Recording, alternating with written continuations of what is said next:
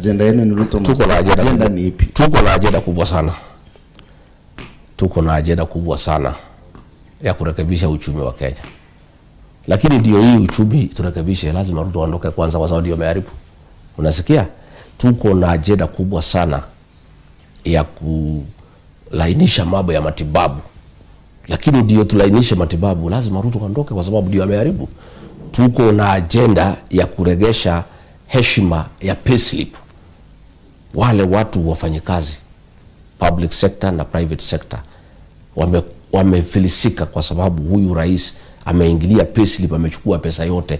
Ndio turegeshe heshima ya payslip, lazima huyu Ruto aondoke. Hii agenda ya Ruto kuondoka si ya viongozi, ni ya Wakenya. Wakenya ndio wanatuambia, sisi vile tunafanya ni kufuatilia vile Wakenya wanataka.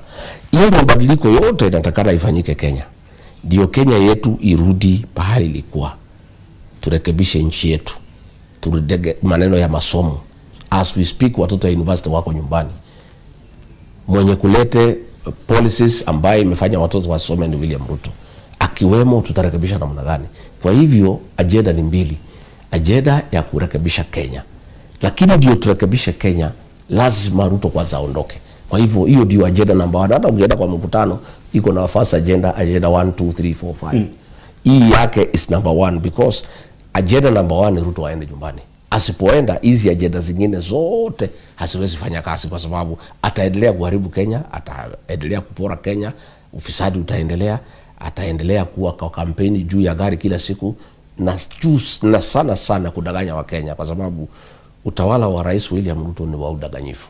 Kila pahali akienda ni udanganyifu. Ukienda pale Kisii, alikuja hapo kwa Cancer Center. Ameanzisha karibu mara 3 na ilikuwa imeletwa na Uhuru Kenyatta. Anaambia wa Kisii within 6 months hii Cancer Center itakuwa imeisha. Akiondoka contractor anamfuata. Sasa hii uongozi ya udanganyifu lazima tuondoe Kenya.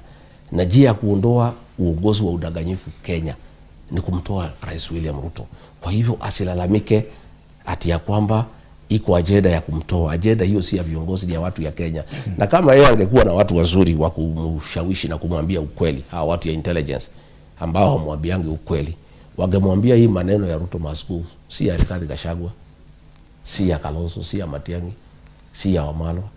Hiyo ni agenda ya watu wa Kenya. Okay. Sisi tuko na shida sana na Wakenya. Wanatuambia nyinyi mshikane kwanza, hata kabla hamjaambia sisi ile kazi mtatufanyia, mtu hakikishie huyu mtu mtaondoa, kwa sababu yeye ndio shida ya Kenya. Na asipoondoka hii Kenya hakuna pahali itaenda. Kwa hivyo asilalamike ati hiyo agenda iko, hiyo agenda itaendelea. Na sio sisi tunasema, ni Wakenya wanasema. Na kazi yetu ni kuhakikisha tumetimiza ile Wakenya wanasema. Tunamfukuza, anaenda one way. Tunapata nafasi ya kutafuta viongozi wengine wa kurekebisha uchumi, wa kurudisha Kenya pahali ilikuwa.